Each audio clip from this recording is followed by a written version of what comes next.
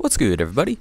This is CreamSpinachYo, and this is episode 4 of Math, Science, and Modern Warfare 3. And today we're going to talk about one of the really awesome ideas in analysis, and we're going to talk about the Cantor set. Now, the Cantor set this might be a little confusing, but I'll try to explain it the best I can using pictures. The Cantor set is a subset of 0, 1, and it's compact. So basically what we're doing is we're taking the line segment from 0 to 1, and this includes 0 and 1, and then we remove the middle third interval from it. So we remove all the numbers from 1/3 to 2/3, not including 1/3 and 2/3. So this leaves two intervals, and basically you keep doing this, and this picture, what I'm showing you right now, is what you get. And you can see that you keep going, and you'll keep taking out that middle third of each segment, and you can see what's happening in there. Now, if you're like me, you don't like pictures. You absolutely hate pictures. And so what I'm showing now is how you would define the Cantor set when you have integers m and n and k. And so what you have is C, the Cantor set, and this is defined by the set 0, 1, which is what we started with, and then we took that, and that / means without, so it's that set 0, 1 without, and then those two U's are the union. So what those two unions are doing is it's unioning all the intervals that we still have left. And so you can see our interval 3k plus 1 over 3m and our interval 3k plus 2 over 3m is taken out. We keep going, and that's how you can define it. And you'll see that as you keep increasing on that, you'll get those intervals and what the set will be. Now the length clearly is the Cantor set is 1, supposedly, right?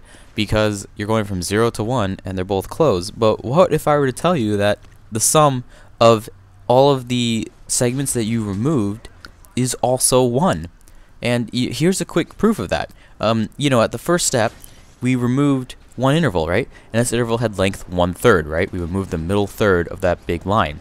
Then the second step, we removed 2 intervals, and then that length was 1/3 squared. So it'd be 1 over 3 squared because it's smaller, and we're moving it from 2 intervals.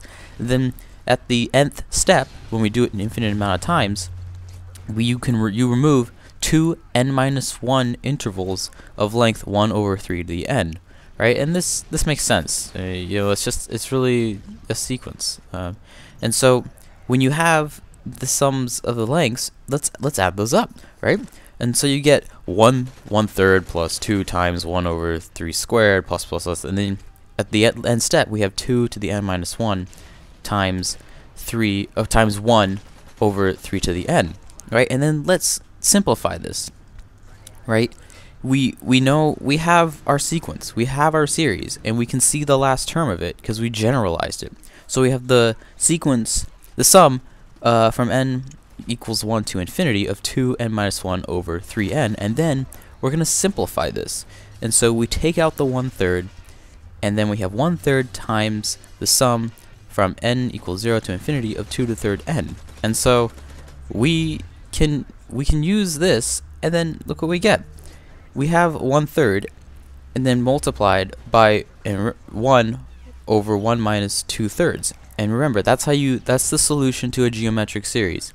If you don't remember that from, I'm gonna say pre-calculus, but I would double check that. But if you look up a geometric series, that's a general solution for it. And look, you multiply that, and it equals 1.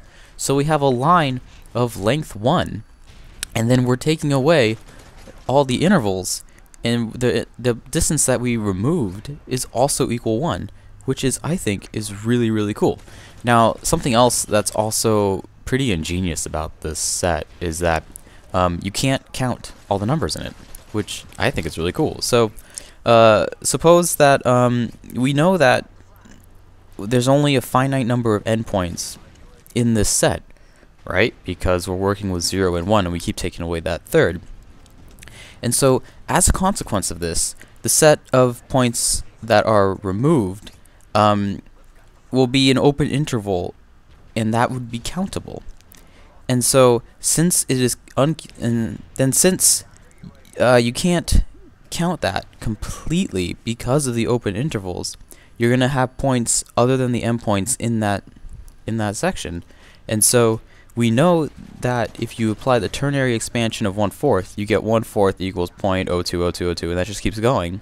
And so we know that 1/4 is in this set, but we know that 1/4 will never be an endpoint of any of the closed intervals that we use from the first big equation that I showed you in the beginning of the video. So therefore you can't count it all, because you can always find something in between the endpoint and that number. And so the idea behind this is that the Cantor set is in one sense very small, and in the other sense extremely huge. And so that's all I got for episode 4. Hopefully that wasn't too confusing for you. But nevertheless, thanks for watching. Follow me on Twitter at CreamSpinachYo. Please subscribe to the channel, like the video, and have a great day, and I'll be posting more stuff soon.